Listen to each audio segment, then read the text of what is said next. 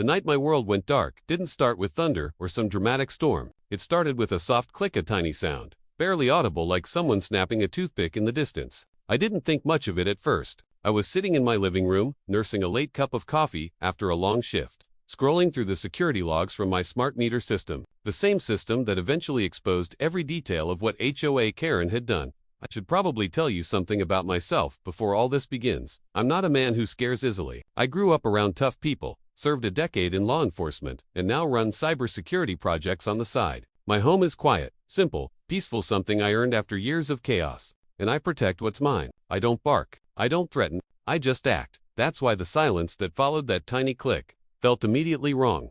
A second later, everything shut down. The lights, the AC, the fridge, even my backup hallway nightlight went dead. Full blackout. In my own home, on my own property, on a street that had power humming just fine a few seconds earlier. I stared into the darkness, confused for half a heartbeat, until my phone lit up. A notification blinked across the screen from my Energy app. Primary line disconnected at 9:47 p.m. Physical tampering detected. I sat up a little straighter. Tampering. At nearly 10 p.m., there was only one person in this neighborhood petty enough, bold enough, and foolish enough to think she had the right to mess with something like that. Karen. HOA. Karen, president of the Community Standards Committee, self-appointed ruler of the neighborhood, destroyer of peace.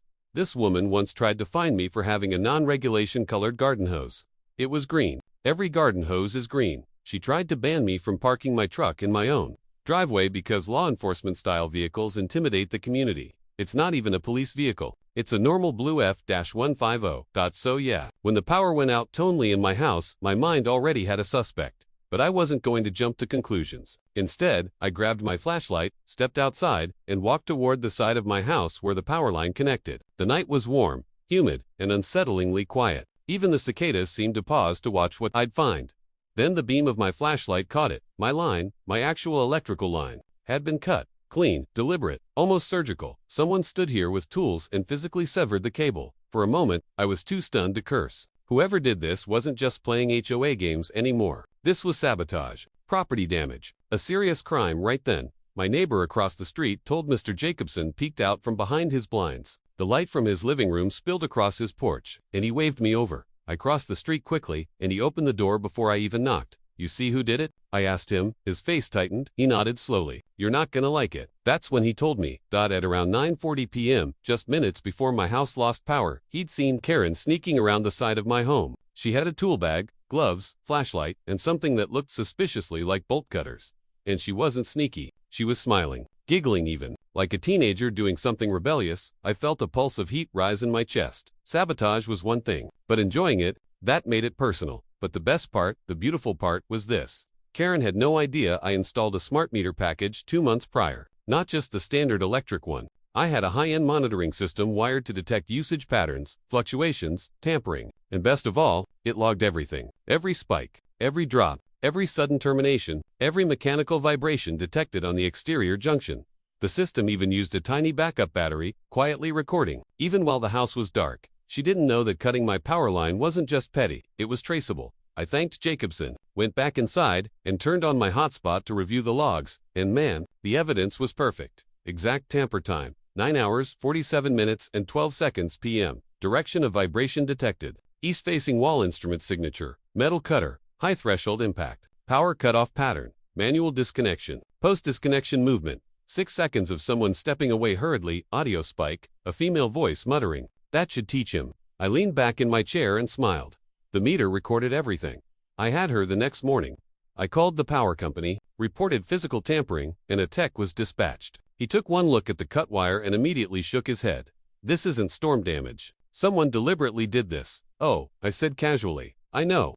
He raised an eyebrow. Got any suspects? I tried not to grin. Oh yeah. He told me he'd file an official damage report, which meant the power company would pursue restitution. On top of that, my insurance company would get involved. And of course, since this was criminal sabotage, law enforcement could pursue charges. I didn't tell him my plan yet. That part was delicious. After he restored my power, I walked outside to take a breath of fresh air. And that's when Karen strutted out of her house. Hair sprayed like a helmet. HOA clipboard in hand, like always. Lips pursed like she'd sucked a lemon. The second she spotted me, she grinned. A big, smug, self-satisfied grin. Well, having some electrical issues, I see. she said, leaning on her fence. I didn't respond. She continued, maybe if you followed the HOA guidelines about exterior fixtures, you wouldn't be experiencing power failures. Faulty equipment tends to cause problems. I stared at her for a long, silent moment. She thought she won. She actually thought she got away with it. Karen, I finally said, you do realize that tampering with someone's power line is a felony, right? Her smirk faltered for a split second, but she quickly caught herself and laughed. Oh please, as if I would do something so childish. Maybe focus on fixing your house instead of accusing board members. It reflects poorly on you. I simply smiled. Good to know. I'll keep that in mind. She blinked, confused. Keep what in mind? Oh, I said casually, that you're denying it. She stiffened. Of course, I'm denying it. I didn't touch anything. I nodded slowly. Perfect. Then I walked back inside without explaining anything else. Because I knew something. Karen didn't. The power company's tampering report automatically triggered a municipal inspection. The inspector came the next day. He examined everything, took photos, documented damage, and he too concluded it wasn't an accident. When he turned to leave, I handed him a small envelope. Before you go, I said, you might want to see this. Inside the envelope, a printed copy of the smart meter logs, tamper, times, impact detection patterns, directional vibration analysis, background audio transcription, female voice confirmed. He stared at the printout, eyes widening. This level of monitoring, he murmured, it's for security. I said, I work in cybersecurity. Old habits. This is extremely solid evidence.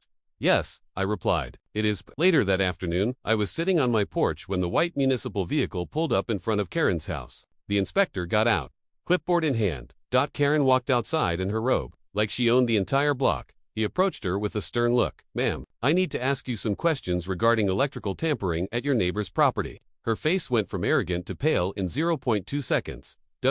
What? I don't know anything about that. We have evidence indicating someone cut the line at 9:47 p.m. last night. I wasn't near his property. She protested, voice cracking slightly. The inspector flipped the paper on his clipboard. Witness testimony places you at the scene. Karen's jaw locked. And the smart meter recorded audio of a female voice immediately after the cut. Smart what? And vibration mapping shows where the tampering occurred and from what angle someone approached the line. She swallowed. Hard, ma'am, the inspector continued. The evidence is consistent. You will be receiving a citation for electrical interference and intentional property damage. The police department may also contact you. I didn't. This is ridiculous. You can't, but he already turned away. Her meltdown was glorious. The next day, I awoke to a knock at my door. It was Officer Ringwald, someone I'd worked with in the past. He shook my hand and stepped inside to review the evidence. After 5 minutes, he whistled low. This is airtight, he said. Most people don't have this level of monitoring. Comes with the job, I replied. He closed his notebook. We'll be speaking with her today. Likely charges, property destruction, utility tampering, and safety violations. Could be fines, could be more. I sipped my coffee, looking out the window, toward Karen's house. Right on cue. Her voice echoed through the neighborhood. This is an outrage. How dare you accuse me? Ringwald gave me a tired smile. Wish me luck. I did. For the next 20 minutes, the whole street listened to Karen shriek, deny, argue, deny, again, blame wild raccoons with tools, and then claim she was framed by jealous neighbors. By the end, Ringwald handed her a written notice. Karen tore it up, then immediately regretted it when he informed her that destroying an official notice was another offense. She froze, then mumbled, can I tape it back together? Ringwald walked away without answering. Over the next week, she received fines from the city. The power company billed her for damage to their infrastructure. The HOA board removed her as president due to legal complications. Her husband looked like he aged 10 years from stress, and she avoided stepping outside unless absolutely necessary. But the best part, 3 days later, she came to my door. Not ranting, not yelling, but shaking. See, can we talk? She stammered. I stepped outside, arms crossed. She swallowed and whispered, I'm sorry. I thought you were the reason I got flagged for non-compliant Christmas lights last year. I blinked. That was the city. Karen, they regulate seasonal wiring. Her face twisted. Oh, I sighed heavily. Karen, you cut a live electrical line. You could have killed yourself, or you could have set my house on fire. She looked down, embarrassed, small, something I never thought possible. I'm sorry, she repeated quietly. I nodded once. I accept your apology, but the consequences stay. She closed her eyes, defeated, and from that day on, Karen didn't bother me again, or anyone else, for that matter. The entire HOA ran smoother. People actually smiled during meetings. The neighborhood felt lighter, all because she didn't know one simple thing. Smart meters don't just measure electricity, they remember everything.